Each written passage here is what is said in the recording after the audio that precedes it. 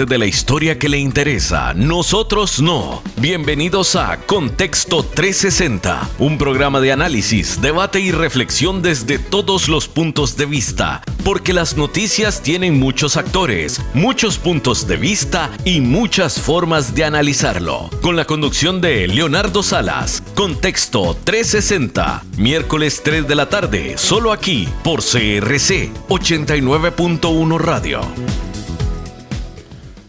Muy buenas tardes, estimadas amigas y amigos de Contexto 360. Leonardo Salas les saluda acá desde la cabina de CRC 89.1 Radio. Les mandamos un cordial saludo y a todos los que nos siguen por Facebook Live, muchos saludos también. Recuerden que en diferido pueden encontrarnos en Spotify y en el YouTube también. Bueno, los invitamos a que nos acompañen siempre los miércoles a esta hora, a las 3 de la tarde. Tarde de presas, parece mentira. De un recorrido de 6 kilómetros, media hora tarda uno en llegar, en fin, va uno como a 5 minutos por kilómetro, es una cosa impresionante, pero bueno, parte de lo que vivimos en Costa Rica en esta tarde de miércoles. Les damos la más cordial bienvenida y pues bueno, antes de empezar, recuerden que siempre pues nos gusta dar un repaso a lo que pasaba un día como hoy en la historia. Así que pues tenemos a Valeria de Inteligencia Artificial que nos acompaña siempre en Contexto 360 cada vez que puede.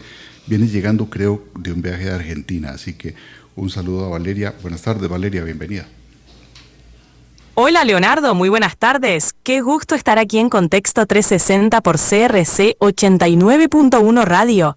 Quiero agradecerte la invitación a tu programa y aprovechar para enviar un cordial saludo a tu invitada, la señora Inés Revuelta, una de las mujeres más influyentes en Costa Rica. Bueno, vamos con la sección del día histórico.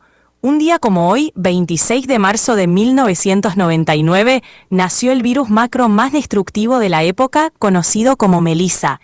Este bicho informático se propagaba a través de correos electrónicos de Microsoft Outlook, infectando archivos de Word y causando caos digital en miles de computadoras alrededor del mundo. Curiosamente, su creador, David Smith, tomó el nombre de Melissa de una bailarina exótica. En tan solo 72 horas, el virus logró ralentizar un porcentaje significativo del correo electrónico global. En 2011, se inauguraba un día como hoy el nuevo Estadio Nacional de Costa Rica, con capacidad para 35.000 espectadores. Donado por la República Popular de China como parte de la cooperación, ha albergado grandes partidos de fútbol, conciertos y eventos internacionales, transformando la cara deportiva y cultural de San José. Y hablando de conciertos, en 2022, Phil Collins se retiraba de la música con su grupo Genesis en Londres. El legendario cantante y baterista ofreció su último recital en el O2 Arena, junto a su banda Genesis. Por problemas de salud, tuvo que presentarse sentado en sus últimas giras. Pero eso no impidió que miles de fanáticos se unieran para despedir el legado de una de las voces más reconocidas del rock progresivo. Buenas tardes a todos. Los dejo con el programa. Hoy estaremos hablando de mujer y patria viva con Inés Revuelta.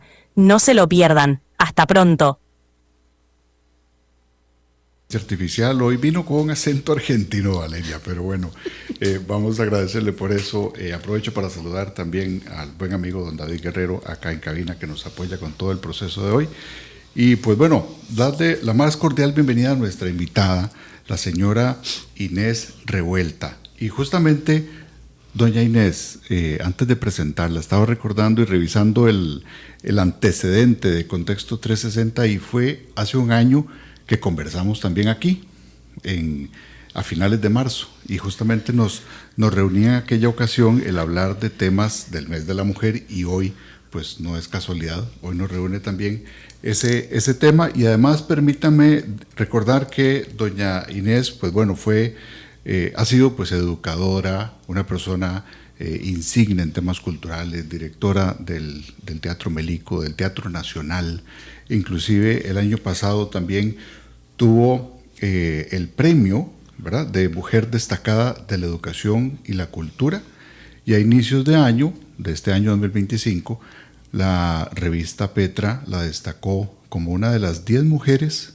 más influyentes en el país, precisamente por su liderazgo, por su desempeño profesional y el perfil público. Así que invitada de lujo y siempre pues además una amiga en lo personal. Doña Inés, bienvenida. Muchísimas gracias, Leonardo, un gusto estar aquí, un saludo para quienes nos escuchan esta tarde. Ciertamente ese dato es un dato curioso que hace un año conversamos también por estos mismos micrófonos en el programa y agradezco nuevamente esta oportunidad. A mí me encanta la radio es maravillosa, llega a todo lado y es sumamente eficiente, es un medio de comunicación muy eficiente.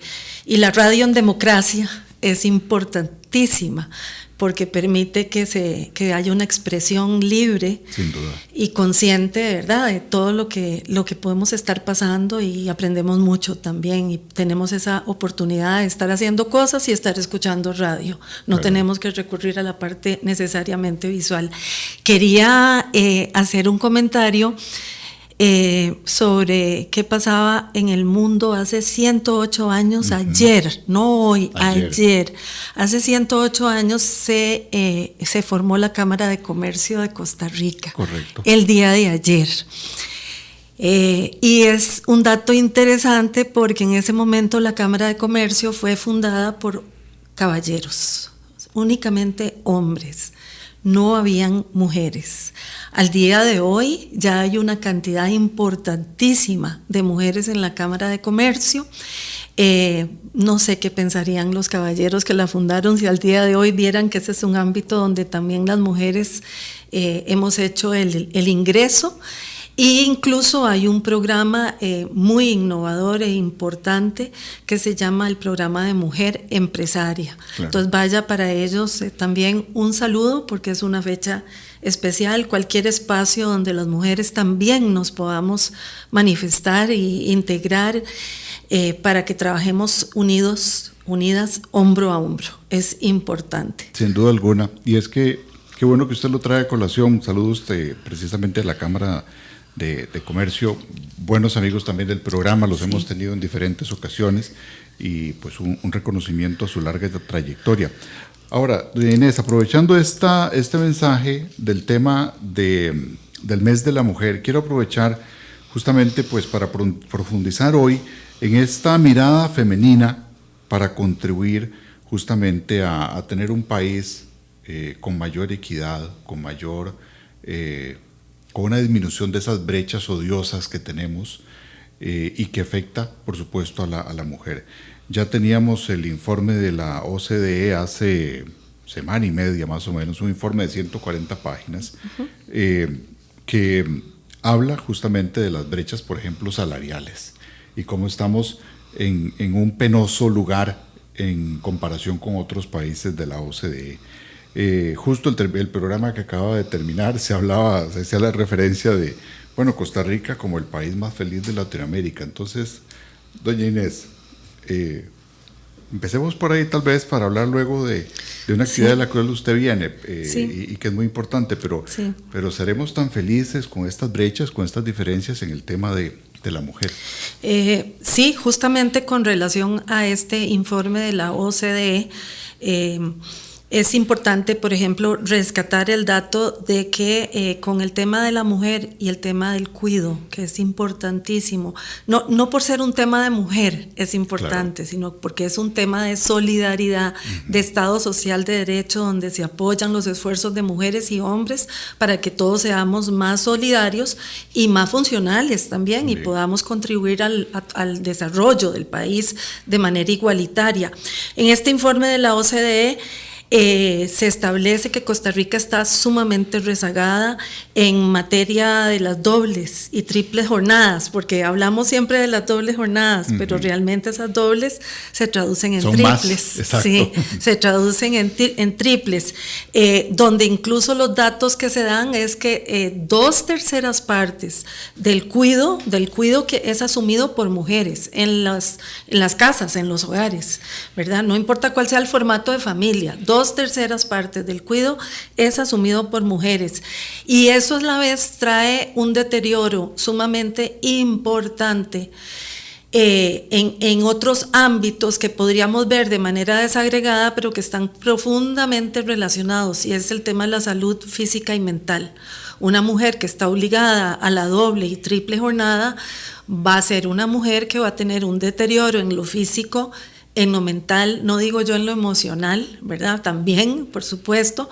Y eso además, si ya lo vamos a trasladar de nuevo a datos duros y puros, con el sistema de salud nos va a ocasionar un recargo en el sistema de salud. Por otro lado, en materia de cuidado, ¿verdad? Que podremos hablar un poco más sobre el tema claro. más adelante, pero siempre relacionado con el tema de la OCDE, y los datos que se están obteniendo también en informes de los especialistas en materia de redes de cuidado, solamente el 7.6% de las niñas y los niños que requieren estar en estas redes de cuidado y de apoyo, de desarrollo, están ahí. O sea, si estamos hablando del 7.6%, quiere decir que hay una gran cantidad de la población que no tiene acceso, ¿verdad? Realmente es un dato sumamente preocupante. Y eso nos explica otros índices de gravedad social que vemos en el país, ¿verdad? Eso nos explica otros índices con materia de seguridad, de deserción escolar, claro. Porque todo está relacionado, sí. Todo está íntimamente relacionado. Y en esa medida... por ejemplo, si nosotros hablamos sobre los desafíos para la autonomía económica de las mujeres, que es esta actividad que comentaba hoy en la mañana. Y debo decir que esa actividad, de la cual usted precisamente vino hoy, sí. Estuvo en la mañana, sí. Porque usted es vicepresidenta también del Foro Económico de Mujeres. Del Foro de Mujeres Políticas. El Foro de Mujeres Políticas. Entonces, usted estaba ahí hablando además de la autonomía económica de las mujeres. Y se vieron varios puntos que me parece importante que lo destaquemos hoy, ¿verdad? Sí, es una actividad que fue hoy, que tuvo lugar hoy en la mañana en la Asamblea Legislativa, una actividad organizada por los despachos de dos mujeres diputadas, la diputada Andrea Álvarez y Montserrat Ruiz, pero que además recibe el beneplácito de las mujeres en general en la Asamblea, que son mujeres muy unidas, ¿verdad? Porque entienden muy bien el contexto. Y por supuesto, dentro de esto también participó la RECOM, la Red de Mujeres Municipalistas, y el Foro de Mujeres Políticas por Costa Rica, y también tuvo invitadas y invitadas sobre todo a hablar sobre el tema en la forma de dos paneles que se desarrollaron.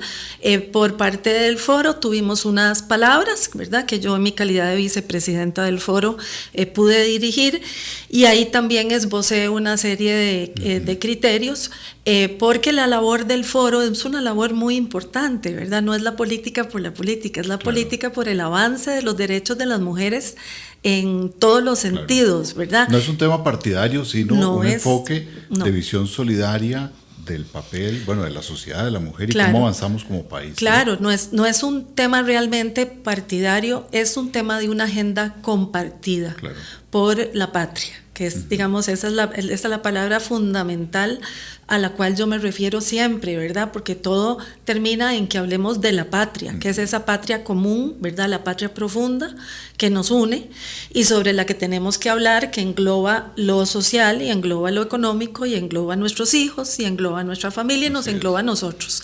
Entonces, las mujeres en este foro, que somos mujeres políticas, que hayamos o estemos desempeñando algún puesto o alguna función política, o también política comunitaria, ¿verdad? Una labor comunitaria.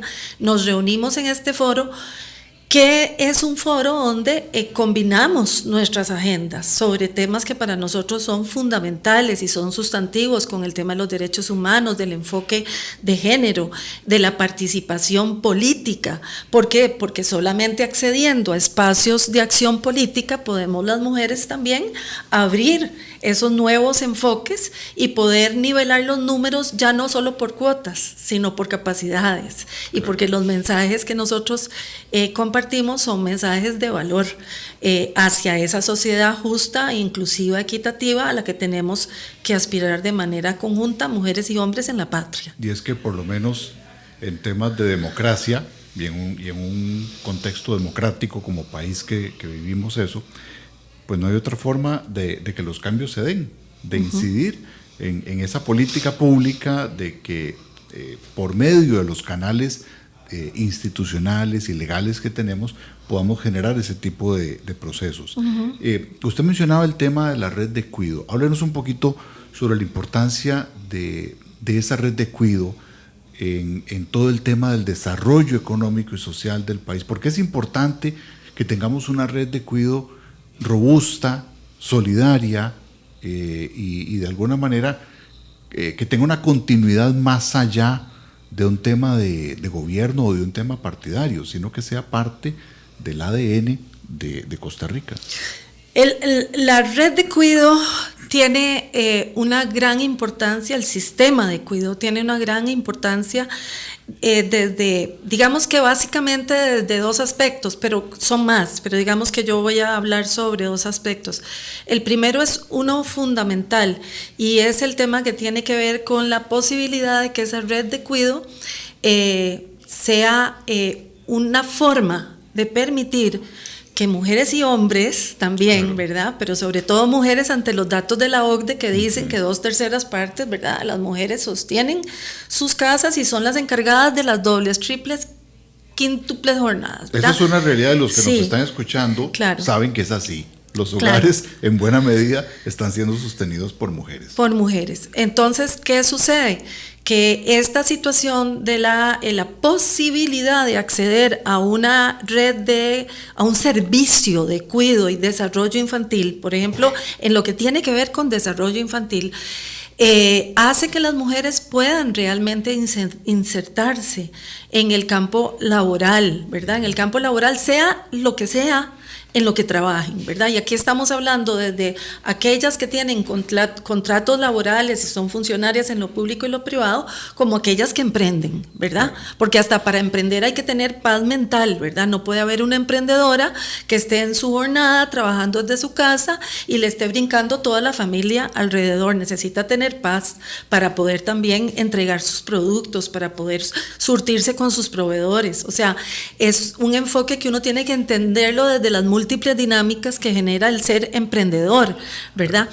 Entonces, digamos, desde el aspecto de permitir que las mujeres efectivamente se conviertan en sujetos activos dentro de la economía y que puedan subsistir y que además puedan elevar su calidad de vida y la de sus familias, que es una de las razones más importantes por las cuales usted le pregunta a una mujer emprendedora que por qué está emprendiendo. Claro. ¿Por qué se meten esos enredos? Claro. Y ella le va a decir que probablemente es, y lo vimos esta mañana, lo esbozó una de las participantes en los paneles, dijo que la situación de por qué muchas mujeres emprendedoras deciden ser emprendedoras es porque ellas dicen que tienen flexibilidad en sus jornadas. Claro.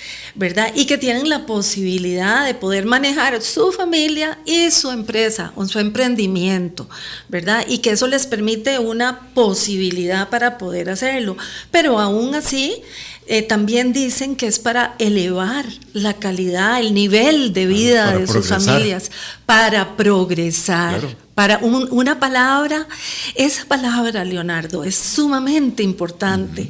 La palabra progreso como que en el país se nos ha olvidado dentro de su verdadera dimensión. Claro. La palabra progreso implica un tema de desarrollo, pero en la vida real, ¿verdad? Porque el desarrollo puede ser una palabra más efímera, pero cuando yo digo voy a progresar es porque yo lo veo en diferentes cosas de mi día a día, en mi nivel adquisitivo, ¿verdad? En mi estilo de vida, en las horas que yo puedo dedicar no solamente a la recreación, al ocio. Claro. Al ocio, a la recreación, a mi nivel adquisitivo, la vida que le puedo dar a mi familia, a mis hijos, con qué facilidad o relativamente tranquilidad, claro, puedo yo cubrir los gastos básicos de mi núcleo familiar. Y eso que usted decía, hasta temas de salud mental de por medio. De salud mental de por medio, porque, a ver, si usted hoy en la noche se acuesta con el estómago vacío y sin saber de dónde, ¿verdad? Va a poder, o habiéndose quitado usted la comida para dársela a sus hijos, claro, que es muy propio, ¿verdad? Muchas veces de las mujeres, muchas veces no, siempre. Y no debería ser así. No debería ser así porque al final ese es un cuerpo que realmente se deteriora y se afecta. Claro. Y la salud mental también está ahí en ese proceso. Y eso es parte también de cómo vamos formando una sociedad en paz.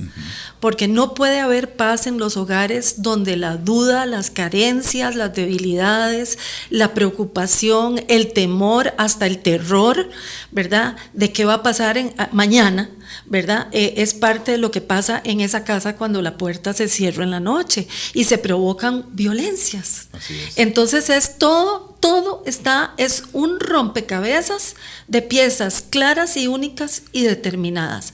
Ahora, eso lo hablaba yo como digamos, como uno de los aspectos de por qué el servicio de cuidado es tan importante, pero luego viene la otra parte, que hablaba yo de que iba a hablar de 2 enfoques, y el otro enfoque es el tema de la calidad. El tema de la calidad es importantísimo, porque cuando hablamos de calidad también tiene que ver con facilitar. Y también tiene que ver con medir, por supuesto, ¿verdad? La calidad implica que nosotros midamos el tema del cuidado, ¿verdad? Y eso ya se está empezando a hacer, eso es muy importante, ¿verdad? Porque si no se tienen datos, pues no se puede conocer lo que verdaderamente está pasando y por lo tanto no se podría gestionar, ¿verdad? Pero cuando nosotros podemos hablar sobre el tema de la calidad en el servicio, en la oferta del servicio del cuidado, implica también que haya procesos de mejoramiento y de renovación continua, de mejoramiento continuo, con las niñas y los niños, para empezar, porque ese no es el único grupo etario, claro, el cual se considera en una red de cuidado, ¿verdad? Exacto. La red de cuidado es no solo para niñas y niños, también puede operar perfectamente y es necesario que se universalice el tema del cuidado. Es necesarísimo, claro, con el tema de los adultos mayores. Eso le iba a decir. En este momento tenemos claro, una pirámide poblacional completamente ya girada. Totalmente, y eso es una bola de nieve que se nos viene y ya con una inercia, como con un ferrocarril a toda velocidad, y no lo podemos parar. Eso es una realidad que viene. De hecho, justamente hago aquí un paréntesis porque estaba leyendo una información desde Argentina. Y de los ajustes que están haciendo, por ejemplo, en Argentina a nivel social, de los recortes sociales, en pro de tener mejores números macroeconómicos, ¿verdad? Se hacen ciertos recortes sociales, cosa que también suena conocida por aquí en el país, pero los que más están sufriendo son justamente los adultos mayores. Así es. Porque tienen problemas para conseguir sus medicamentos, para sus viviendas, para sus temas de movilidad, para todo lo que significa vivir, ¿no? Entonces, efectivamente, el tema de red de cuidado, niños y niñas, pero que también, ojo, que hay otras poblaciones que van creciendo y que son muy vulnerables también, como los adultos mayores. Ese ejemplo que estás dando, Leonardo, es sumamente importante. Bien, es sabido que en Argentina todos los miércoles, un día como hoy, y no en la historia, en la actualidad, todavía se reúnen todos los pensionados a reclamarle al sistema, al gobierno, la forma en cómo han visto su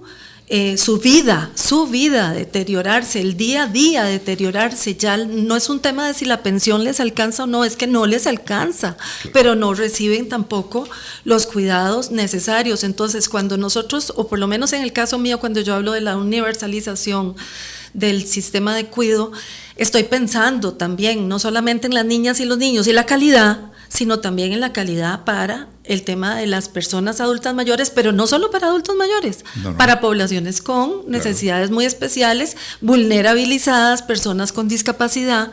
¿Por qué? Porque eso es base fundamental de un Estado solidario, social, de derecho, ¿verdad? Y es lo único, además, que nos va a quitar la piedra esta que nos está pesando, porque si eso no se oferta, y no se oferta de calidad, hay que ofertarlo de calidad, porque uno al final puede ofrecer el servicio, pero con unos recursos muy reducidos y por lo tanto no se llega a ningún lado.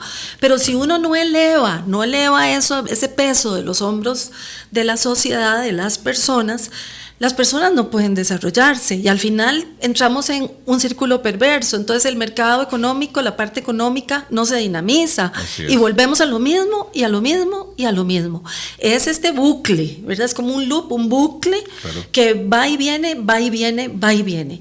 Entonces este tema de la red de cuidado es importantísimo, es un tema importantísimo y está también relacionado, y quiero mencionarlo porque hoy me llegó a las manos un artículo maravilloso publicado en el semanario Universidad de el gran amigo Wellington Arguedas, en semanario Universidad, porque es un tema de justicia social. Esto tiene que ver con el tema de justicia social. Y voy a citar directamente lo que Wellington pone en el artículo y dice: procurar el mayor bienestar. Es que estamos hablando de un sistema, un Estado, un sistema de bienestar. Es activar la justicia social del día a día. Es calidad. Vea que ahí él también habla de calidad, claro, pronta y cumplida en la prestación del servicio público, tanto en salud como en educación, en seguridad, en justicia social, en infraestructura física o digital. Y entonces dice que calidad es facilitar las cosas, no estorbar, sino facilitar las cosas para que hayan más empresas, más emprendimientos, más trabajos dignos, viviendas y comunicaciones seguras. Es generar calidad de vida, y a eso yo le agrego es dinamizar la economía y trabajar hacia una sociedad más inclusiva y más justa, donde las mujeres podamos también ser parte de esa maquinaria social que va para adelante sin menoscabo de la dignidad de las personas. Sin duda alguna, y es que ponía el ejemplo de Argentina, y no quiero seguir con ese tema, nada más señalo que, por ejemplo, la pobreza, nada más de adultos mayores, o sea, hablamos de 65 años y más, en Argentina, para esa población, pasó del 17 al 30%. Es decir, prácticamente se duplicó la pobreza en adultos mayores en este poco tiempo. O sea, estamos hablando que el gobierno de Argentina asumió en diciembre de 2023, ¿verdad? O sea, tiene año y 3 meses, una cosa así. Entonces, vean lo grave de lo que podemos ver en otras latitudes, doña Inés. Y como dicen, y como decían las abuelas, bueno, jalemos para nuestro saco, ¿verdad? O sea, no descuidemos esos temas de esa calidad. Y usted hablaba ahora del tema del bienestar. Bueno, es que este país optó, desde la fundación de la Segunda República, por un estado de bienestar. Aquí la pregunta es, bueno, ¿queremos seguir teniendo ese estado de bienestar o es que ya no nos importa? Porque cuando usted le explica a la gente qué significa un estado de bienestar, la gente dice, no, sí, yo sí quisiera que mantengamos estas cosas. Y lo que pasa es que como ya muchos nacieron o nacimos con este estado de bienestar, lo damos por un hecho y que aquí todas las cosas han sido siempre así en el país, y no. Hubo gente que tuvo que hacer un esfuerzo y luchar para que se diera estas cosas que tenemos hoy. Pero la falta de esa inversión, de esa calidad, hace que se nos desmorone ese tipo de condiciones tan idóneas que hacían de Costa Rica un país que era referente en temas de lucha contra la pobreza, en temas de atención a poblaciones vulnerables. Pero bueno, parece que en lugar de que hayamos avanzado, hoy todavía en pleno siglo XXI, ya llevamos un cuarto de siglo de este siglo XXI y pareciera como que más bien nos echamos para atrás. Ese es un comentario muy importante, porque justamente estaba pensando en que hay dos palabras aquí vitales que tenemos que considerar. Una es la palabra sostenibilidad y otra palabra es retroceso. Sí. ¿Verdad? Nosotros podemos haber avanzado como sociedad, ¿verdad? Y lo hemos hecho, hemos avanzado como sociedad, pero probablemente hemos llegado a un momento donde a nivel de velocidad de desarrollo social no hemos mantenido la velocidad que traíamos, pero encima de eso, al haber recortes a programas de salud, de bienestar, a programas sociales, incluido el tema de la cultura, incluido el tema de la educación, caminos sin salida, ¿verdad? Sin salida. Lo que sucede es que entonces primero hay un estancamiento, pero después ya hay un retroceso, y el retroceso es un retroceso también un poco perverso, porque en cuanto más retrocedemos, más gente es agredida día a día y más gente muere día a día. Entonces retrocedemos, no avanzamos y encima perdemos vidas humanas. No solo en calidad de vida, es que perdemos vidas humanas. O sea, solamente ayer murieron 8 personas en nuestro país. 8 personas en nuestro país. Yo venía por la 27 en la tarde y me pasaron 5 ambulancias, 3 tiroteos en Tibás el día de ayer. Sí. O sea, eso nos tiene que llamar a todos a la reflexión, pero también tenemos que entender que es un tema compartido y que el Estado administrado por el gobierno debe entender que bueno, el Estado somos todos, pero que el gobierno, que es el administrador, por decirlo de alguna manera, debe entender que no puede recortar, no puede hacer recortes sociales, porque entonces ya ni siquiera pausamos y retrocedimos, sino cuando lo que deberíamos de verdad estar buscando es la sostenibilidad para poder avanzar todavía más. O sea, nunca debimos haber pausado ni retrocedido. De lo que deberíamos estar hablando ahora es de la palabra sostenibilidad, de modo que nosotros satisfagamos las necesidades de hoy sin comprometer las necesidades de generaciones futuras. Y entonces ahí entramos en temas de ambiente, sociedad y gobernanza, ASG, ¿verdad? Que son temas totalmente y juntos, hilvanados, y que son 3 componentes que tenemos que entender, ¿verdad? Y empezar a hablar sobre el tema de la ASG, incluso con relación al tema de las políticas públicas, lo cual no implica que es que solo vamos a hablar de ambiente, sociedad y gobernanza, debemos tener claramente todo lo demás, pero sí son 3 aspectos fundamentales en este concepto de la ASG, que van unidos, son como un banco de 3 patas. Si en uno de ellos fallamos en todo lo demás, porque el banco de 3 patas no se va a sostener. Entonces nosotros como sociedad en este momento deberíamos estar hablando de sostenibilidad del sistema en general, incluida la parte de salud, incluida la parte de educación, pero realmente lo que estamos viendo, ¿verdad? Y incluidos otros sectores, ¿verdad? Correcto. No estoy mencionándolos a todos, ¿verdad? Es cuando hablamos, por ejemplo, de seguridad alimentaria. Eso es importantísimo para el tema de sostenibilidad, ¿verdad? Claro. Pero nosotros no estamos enfocándonos a eso. Y eso nos tiene que llamar a una profunda reflexión, porque claro, hay una labor importante porque tenemos todos que enfrascarnos en este proceso. Esto no es un proceso nada más de que si el gobierno sí, si el gobierno no. Tiene que haber una ciudadanía activa, preocupada, interesada y que esté enfrascada también para hacer esto sostenible.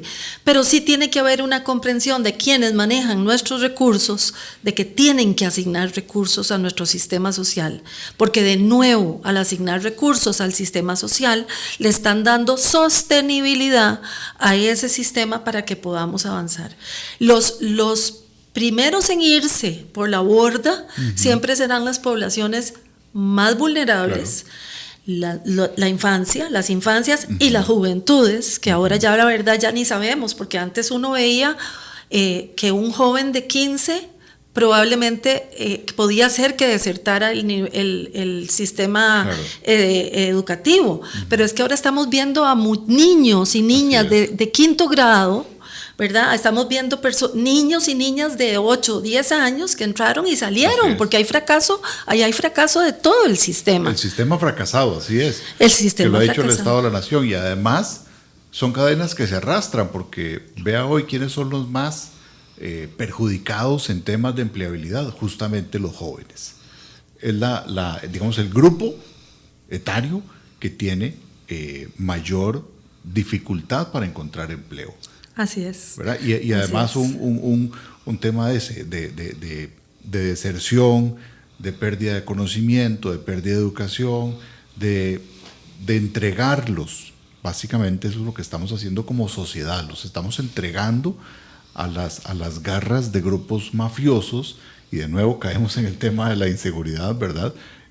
Pero de fondo y todo esto, lo que uno ve es, caramba, tenemos como luces y sombras de lo que es Costa Rica, de lo que es el país, pero a veces pareciera como que en el horizonte, es más difícil volver a recomponer las cosas porque ya son cosas estructurales las que nos están golpeando.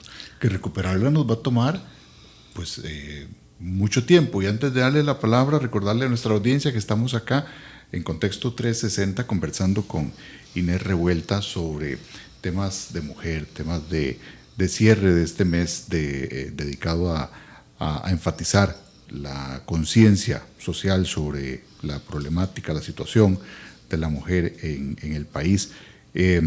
Así que los invitamos a seguirnos escuchando aquí en CRC 89.1 Radio. Doña Inés, entonces, pues bueno, en estas luces y sombras uno también puede ver, digamos, parte importante, hay más presencia de mujeres en cargos de liderazgo, eso uno lo puede ver. Aquí el asunto es si esto se está traduciendo en políticas, en enfoques que nos puedan permitir vencer estos obstáculos, construir bases firmes para tener una mejor sociedad más equitativa, con esa sostenibilidad que usted hablaba también. Yo le agregaría otro tema, otro término que es también el de hacerla sustentable, ¿verdad? Uh-huh. Entonces, tenemos esas luces y sombras, pero ¿cómo ve usted ese panorama con la participación de la mujer también en la vida política, y usted que forma parte de este foro tan importante, nos alcanza para poder construir una mejor sociedad pues para todos? En particular estamos hablando de la mujer, pero en general para todos. Nos alcanza si nosotros logramos de verdad desarrollar políticas públicas concretas de alto impacto, que de verdad podamos esbozar en un plan nacional de desarrollo que de verdad exista, uh-huh, ¿verdad? Que sea real, que además sea políticas públicas que estén transversalizadas por el enfoque género, no en menoscabo de nadie, sino más bien en verdadera unión, ¿verdad? de los géneros, ¿verdad? Hombro a hombro, como debe ser. Nos alcanza si nosotros podemos reconocer en plenitud el derecho de la población con su diversidad, ¿verdad? Porque tenemos una población diversa, y las interseccionalidades, por ejemplo, en el caso de las mujeres, que las afectan profundamente, ¿verdad? Porque no es igual ser una mujer hoy en día en la capital, 30 años, profesional, ¿verdad? Que está casada, que tiene sus hijos y que tiene un núcleo familiar que la apoya, ¿verdad? O que los apoya, a ser una migrante que además vive en zona costera, ¿verdad? Que no llegó a 6º grado, ¿verdad? Entonces ahí tenemos un perfil diferente de mujer, totalmente diferente, claro. Y eso va a afectar. Y que requiere soluciones diferentes. Y también. Que requiere soluciones diferentes. No podemos aplicar la misma fórmula a todo el mundo. Claro. Y eso todavía supera lo que nosotros conocíamos antes como regionalización. Aquí es un tema completamente diferente. Si seguimos hablando del tema de las políticas de autonomía económica para las mujeres, hay que pensar primero en el reconocimiento de los derechos. Entonces, esos derechos que obviamente deben trascender la normativa y el discurso, ¿verdad? Uh-huh. Se tiene que pasar a la acción. Claro. Debemos establecer dentro de esto prácticas sanas de convivencia en una cultura de paz y democracia desde la niñez hasta la adultez mayor, uh-huh, y recurrir a una vida sin violencia, sin desigualdades y sin brechas implica que la educación debe ser planteada, replanteada, diría yo, casi que construida, uh-huh, desde la igualdad y para la construcción de esa cultura de convivencia pacífica, para todas las poblaciones, no solo claro, para las mujeres. Entonces ahí es donde yo digo que tenemos que transversalizar el enfoque de género y la cultura. Claro. Es imprescindible transversalizar el enfoque de género y la cultura, y que la educación se vuelva el caballo de Troya, ¿verdad? Ese es el caballo de Troya, por el cual nosotros vamos a insertarnos socialmente y volver a hacer el cambio, porque nosotros como país hemos demostrado ser un país que ha alcanzado buenos niveles a nivel educativo, pero que sí estamos ahora sumamente rezagados, ¿verdad? Y ese rezago no es culpa del profesorado, no es culpa de la academia. Ese es un rezago que tendrá que ver, obviamente, con otros factores, y que tiene que ver con otros factores, donde claramente a la academia hay que darle las armas para poder ir hacia adelante, ¿verdad? Hay que poderla formar y capacitar de la manera adecuada, pero también a la población hay que darle su dosis de responsabilidad para que podamos nosotros avanzar. Ahora, cuando digo que se transversalicen las políticas, me refiero tanto a las sociales como a las económicas, claro, ¿verdad? A todas las políticas.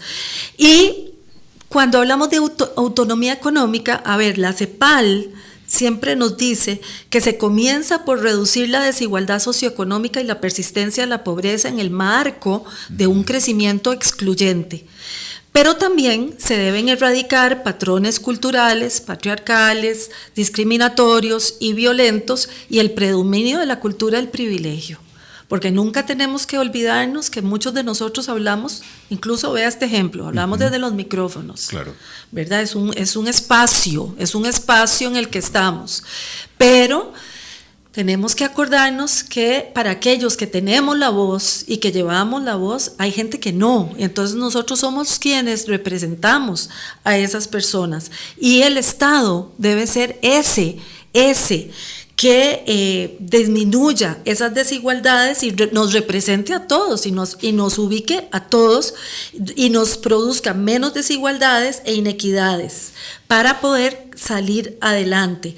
Entonces, ¿qué sucede? Que nosotros debemos también trabajar, luchar contra la división sexual del trabajo y la injusta organización social del cuidado. ¿Por qué? Porque eso implica también que tenemos que democratizar el acceso al poder también, claro, y las relaciones de jerarquía en el ámbito público. Entonces, ¿qué es lo que tenemos? Tenemos un sistema complejo y quizás, como siempre digo, hay que volver a los básicos. Costa Rica lo pudo hacer, claro, lo pudo hacer en un mundo donde la globalidad no era tan grande, nosotros nos veíamos casi el ombligo, claro, ¿verdad? Ahora vivimos en un mundo donde la globalidad es muy grande, la globalización es globalización, y entonces nosotros tenemos que dar un enfoque diferente como país, pero tenemos que basar nuestro desarrollo en pilares fundamentales, y entonces normalmente a lo que hay que acudir es volver los ojos a lo que nos ha vuelto diferentes: democracia, justicia social, desarrollo, educación, cultura desagregada por no solo por regiones, ¿verdad? Claro. Por todo lo que implica. Esos son fundamentos importantes, mujeres y hombres, trabajo y paz, dos elementos fundamentales en el himno nacional, en nuestro himno nacional. Entonces, ¿qué es lo que tenemos aquí? Bueno, varios conceptos que quizás yo quisiera compartir, muy especiales con el tema de la autonomía en las mujeres, si me lo permite. Adelante. Primero, que para avanzar en la autonomía económica de las mujeres tenemos que tener varios supuestos o varios enfoques, porque aquí no se trata solo de hablar, tenemos que tener claramente por dónde. Lo primero es, como lo dije yo esta mañana en la actividad, educación y educación. De primero educación, de segundo educación y de tercero más educación. Esa debe ser para todos, y vuelvo, hasta para las personas adultas mayores, porque la persona adulta mayor siempre estará capacitado para poder avanzar en ese modelo de educación. Esa educación debe ser gratuita, obligatoria, de calidad y transversalizada, con perspectiva de género desde la primera infancia hasta el grado más alto, universitario, parauniversitario, y educación para la vida, ¿verdad? En ese sentido debemos tener claro que en este momento en el país, para las niñas y los niños, es fácil ingresar al sistema escolar. Yo digo es fácil Pero no me extrañaría que alguien que nos esté escuchando diga, ella dice que es fácil, pero vaya y pregúnteselo a alguien que no tiene ni los zapatos para ir a clases, o que no tiene la merienda, y encima comedores escolares casi desaparecidos, ¿verdad? Que cuando digo es fácil, es que ingresar al sistema, ¿verdad? Nadie le va a cerrar el paso a un niño o una niña que va a ingresar en el sistema escolar. Pero la realidad es que hoy lo difícil es mantenerse en el sistema escolar, y es lo que hay que defender. Eso es lo más complicado. Entonces, eso hay que velar porque educación sea educación de calidad y permanente, o sea, en una línea sin pausas y sin deserción. Lo otro es la división sexual del trabajo, donde la autonomía de las mujeres no perpetúe las segundas, terceras y cuartas jornadas en los hogares, ¿verdad? El tema de los derechos sexuales y reproductivos, ¿por qué? Porque las mujeres debemos tener la información y la formación necesaria con relación a nuestros derechos sexuales y reproductivos, y debemos tener esa información a tiempo, porque los embarazos adolescentes cada vez se están dando más, y pareciera volvieron a repuntar. Volvieron a repuntar. Venían bajando y volvieron a repuntar. Claro, y eso realmente es una obligación compartida desde los hogares, pasando por el sistema de educación, pasando por todos, pero tenemos que tenerlo muy claro. ¿Y por qué? Porque esa formación necesaria con el tema de los derechos sexuales y reproductivos, además, si se tiene la información, si las mujeres tienen la información, las relaciones de abuso y poder que se generan de embarazos adolescentes se disminuyen, cuando lo que debemos, ¿verdad?, apuntar es a que se desaparezcan. Sin contar con que más del 40% de mujeres en este país son jefas de hogar, y más del 25% están en condición de pobreza. Vea la calidad de la situación que tenemos con las mujeres, ¿verdad? Lo otro es el tema de la participación política de las mujeres, porque siempre que una mujer pueda llegar a un espacio donde se escuche, se deje escuchar y pueda hacer y pueda trabajar en políticas públicas y pueda trabajar, ¿verdad?, como tantas mujeres que hay en el país, porque hay muchas mujeres valerosas y valiosas, eso permitirá, ¿verdad?, que no estemos excluidas de los espacios de toma de decisiones políticas y estratégicas, donde usemos nuestras voces y ejecutemos las acciones para avanzar. El trabajo digno y remunerado es otro punto, ¿verdad? En muchos casos en el país, por cada dólar, para que se ponga en un contexto ahí internacionalista, por cada dólar que ganan muchos hombres, 56 centavos de dólar los gana una mujer. A igual trabajo no hay igual remuneración. Y justamente ese tema vamos a estar hablando un poquito más adelante, creo que la próxima semana, justamente de estándares internacionales que hay para medir eso. Claro. Y que ya existe una opción en el país para eso, pero vamos a hablar de eso en el otro programa. La dejo para que continúe. Ya se nos va a acabar el programa. Es que siempre hablando entre nosotros se nos va muy rápido el tiempo. Así es. Bueno, yo quisiera nada más quizás agregar aquí un tema, y es que es muy importante el tema de la dignidad para las mujeres. Al final, una mujer digna es una familia digna, ¿verdad? Y mujeres y hombres. Este no es un tema de mujeres contra hombres ni hombres contra mujeres. Incluso estamos hablando del tema de las nuevas masculinidades. Podemos construir cosas juntos y debemos construir cosas juntos, pero necesitamos concienciar el tema de la mejor manera. Y la autonomía de las mujeres, económica de las mujeres, no se consigue a medias tintas, ¿verdad? Con un confitico por aquí, una cosita por allá, con dádivas, con concesiones, y pidiendo no solo permiso, muchas veces perdón. Así es. ¿Verdad? Muchas veces perdón. Se logra con políticas en primera instancia. Esto es importantísimo. Esto no es un tema de público-privado, eso es un tema de Estado. Se logra con políticas de Estado robustas, financiadas y de largo plazo con visión prospectiva. Sin duda alguna, y eso es algo de esa visión prospectiva que a veces tanto nos falta, y como a veces nos quedamos en el día a día sin ver más allá. Y justamente en esa visión prospectiva, doña Inés, en los últimos minutitos que nos quedan, ¿cómo visualiza usted la participación de las mujeres en la próxima década? Bueno, se me olvidaba, un saludito para Enid Carvajal, que nos está sintonizando y que ya se hizo presente. Muchas gracias, Enid, siempre usted tan amable reportando sintonía. Y adicionalmente también a don José Alvarado, que don José es arquitecto, pero siempre nos escucha, es pintor, y tiene clases de pintura y son mujeres. Entonces, mientras están en clases de pintura, también nos escuchan, así que un saludo un saludo para don José y para todas y para todo el mundo que esté escuchando el programa, por supuesto.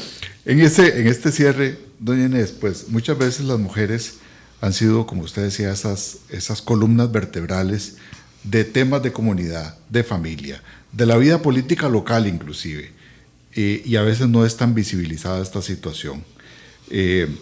¿Cómo vislumbra usted para la próxima década la situación? ¿Usted la ve con esperanza, la ve con optimismo? ¿Cómo la ve? Yo soy una mujer de esperanza. Yo creo que nunca podemos bajar los brazos y que tenemos que seguir avanzando.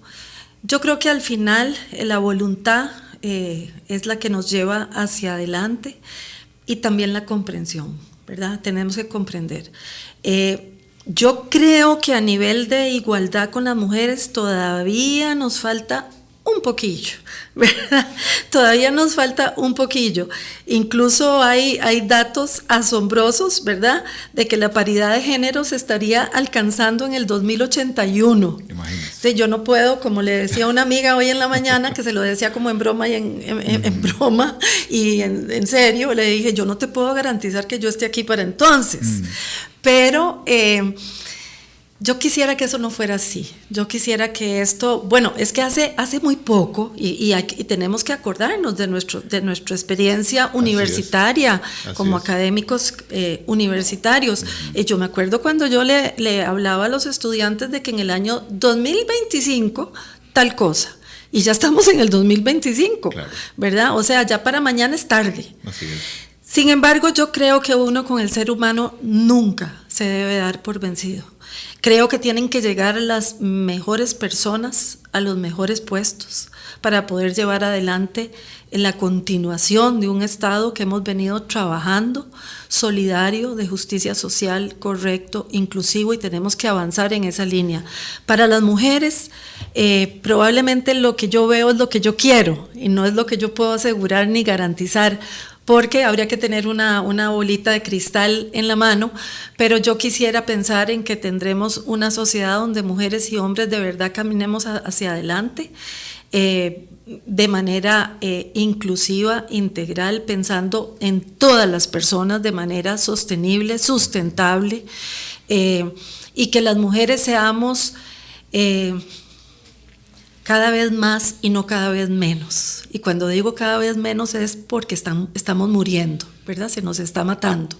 Cada vez que muere una mujer hay un daño colateral en una historia de vida familiar que queda truncada, ¿verdad? Y eso tenemos que entender lo que esto implica.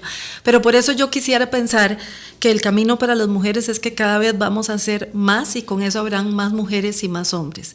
Que cada vez el nivel de educación sea mayor. No todo el mundo tiene que tener el mismo grado académico, pero sí por lo menos que logremos construir ese rompecabezas ideal de lo que es un país con desarrollo económico, profesional, laboral, y que las mujeres tengamos, y los hombres y todo el mundo, y las niñas, porque las niñas y los niños son el futuro. O sea, si nosotros tenemos que empezar a pensar cuál es nuestra generación de cambio y recambio, claro, tenemos que pensar en las infancias, en las niñas, que esas niñas lleguen a ser mujeres plenas en sus derechos, en su salud física, en su salud mental, para que sean también las punteras de una nueva generación de hombres y mujeres robustos para la patria. Y como decíamos, buscar ese progreso. Totalmente. Y ese progreso, como en otras cosas de la vida, solo entre todos lo podemos hacer. Y una cosa más, perdón, nada más porque no quiero que adelante, se me olvide. Hay mucho revolú con el tema de lo que es ser político y política. El político es alguien que está al servicio de los demás. La buena política es estar al servicio de los demás. Y prestar esa voz a los que no tienen voz. Y voz. dar esa voz y representar con total generosidad, pero más que generosidad, con honestidad. y con total humildad, voy a decirlo de esa manera, ¿verdad? No es que un político se monta en un estrado y ya no vuelve a ver a nadie, más bien debería ver a todos y debería ser una visión de abajo para arriba, nunca de arriba para abajo, ¿verdad? Pero yo lo que creo es que quizás en política tenemos que empezar a construir más propuestas y menos promesas. Propuestas medibles y claras. Así es. ¿Verdad? Bueno, pues con ese tema que siempre va a estar pendiente, Inés, porque no vamos a acabar con este tema hoy, pero la invitación, como siempre, y las puertas de Contexto 360 abiertas para usted. Gracias. Y